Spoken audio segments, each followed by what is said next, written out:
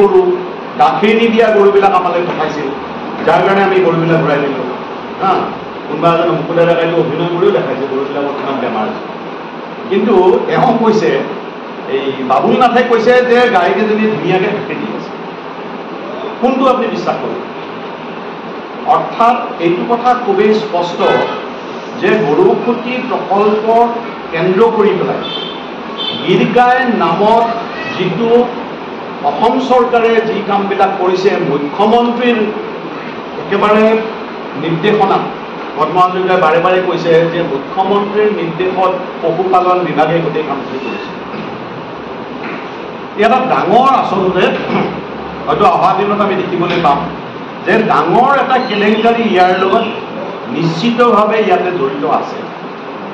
আৰু গোটেইবিলাক অসম বা ভাৰতবৰ্ষৰ ৰাজ্যৰ টকা, যেনে NDBB কোনো প্ৰাইভেট ইনষ্টিটিউশ্যন নহয়, এইটো কেন্দ্ৰীয় চৰকাৰৰ এটা খুব যেনে আমুলত তেওঁলোকৰ হেডকোৱাৰ্টাৰ, কেন্দ্ৰীয় চৰকাৰৰ সংস্থা, বহু বছৰৰ পৰা এইটো কাম কৰি আছে। তেওঁলোকৰ মাজেৰে গৰু অনা হ'ল 300 জনী। আৰু এতিয়া আমাৰ পদ্ম হাজৰিকাই কৈছে যে গোটেইবিলাক গৰু বেয়া আছে। তেনেহ'লে সঁচাকৈ যদি NDBBৰ মাজেৰে গৰু বেয়া গৰুৱে আনিছিল, তেতিয়াহ'লে NDBBৰ বিৰুদ্ধে এটা তদন্ত হোৱা উচিত হয় নে? ৰাইজৰ টকা, মই ক'লো এই গৰু যদি অসমলৈ আনিব লাগে গুজৰাটৰ পৰা, আপুনি কল্পনা কৰি চাওক কিমান টকা ট্ৰান্সপৰ্টেশ্যন হৈছে। আৰু এই গৰুবিলাক বোলে ঘূৰাই দিলে 154 জনী গৰু যেতিয়া ঘূৰাই দিছে, এই ট্ৰান্সপৰ্টেশ্যনৰ খৰচ কোনে বহন কৰিছে? চৰকাৰী সংস্থাটো কৰিছে। মই ধৰি ললোঁ গৰুসুঁতি প্ৰকল্পৰ পৰা কৰা নাই, চৰকাৰী সংস্থাটো কৰিছে। তাতো বিজেপি চৰকাৰ, ইয়াতো বিজেপি চৰকাৰ, ডাবল ইঞ্জিন গভৰ্ণমেণ্ট। গতিকে আমাৰ দাবী দুটা খুবেই স্পষ্ট। এটা হৈছে যে এইটো খুব স্পষ্টভাৱে ওলাই পৰিছে যে গৰুসুঁতি প্ৰকল্পক কেন্দ্ৰ কৰি পেলাই এটা ডাঙৰ কেলেংকাৰী হৈছে। গীৰগাই কিনাক কেন্দ্ৰ কৰি পেলাই এটা ডাঙৰ কেলেংকাৰী হৈছে। গতিকে এই কেলেংকাৰী তদন্ত আমি শীৰ্ষস্থানীয় তদন্ত এটা বিচাৰিছোঁ।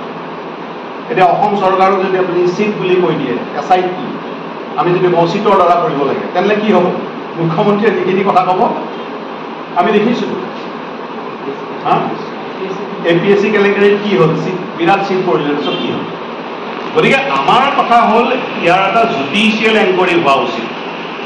হয় চিটিং জাজ নহ'লে অৱসৰপ্ৰাপ্ত ন্যায়াধীশৰ দ্বাৰা এই গোটেই কেলেংকাৰীটোৰ সময় নিৰ্ধাৰিত তদন্ত আমি দাবী কৰিছোঁ, 1 নম্বৰ।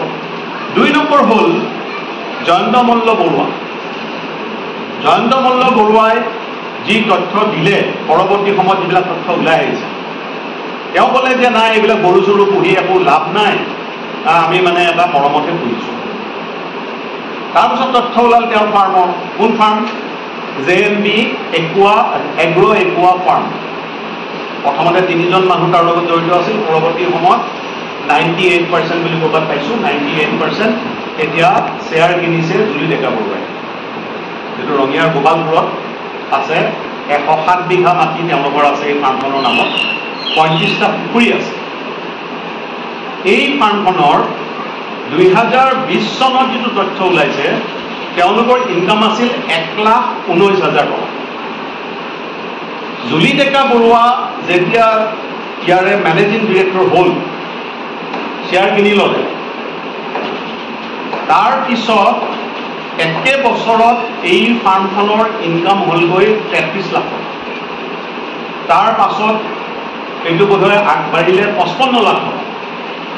তাৰ শেহতীয়া যিটো তথ্য আমি পাইছোঁ, 77 লাখ টকা তেওঁলোকে লাভ দেখুৱাইছে। আলাদিনৰ চাকিটো ক'ত পালে? য'ত 1,19,000 তেওঁলোকে অহাৰ আগলৈকে মাত্ৰ 1,19,000 আছিল, হঠাতে এইটো 33 লাখ, 55 লাখ, 66 লাখ, 77 লাখ।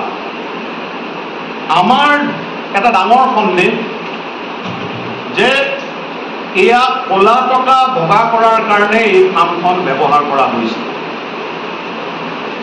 কাৰণ মুখ্যমন্ত্ৰীৰ আশীৰ্বাদত যি জল জীৱন মিছনৰ মন্ত্ৰী আছিল ৰঞ্জিত দাস, এবছৰ পাছত তেওঁক আঁতৰাই পেলাই মন্ত্ৰী কৰা হ'ল, এবছৰ পাছতে বোলে মন্ত্ৰী কৰা হ'ল জয়ন্ত মল্ল বৰুৱা। আৰু জয়ন্ত মল্ল বৰুৱা মন্ত্ৰী হোৱাৰ পাছত জল জীৱন মিছনৰ কেলেংকাৰী আমি কেনেকুৱা কি পৰ্যায়ত আছে আমি দেখিছোঁ।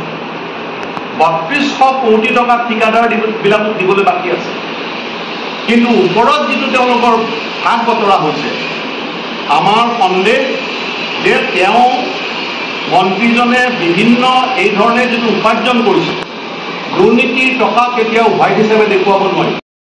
কাৰণে এই ধৰণৰ ফাৰ্মখনক ব্যৱহাৰ কৰাৰ সন্দেহ আমাৰ পুৰা আছে। সেইকাৰণে আমাৰ দাবী হ'ল জয়ন্ত মল্ল বৰুৱাক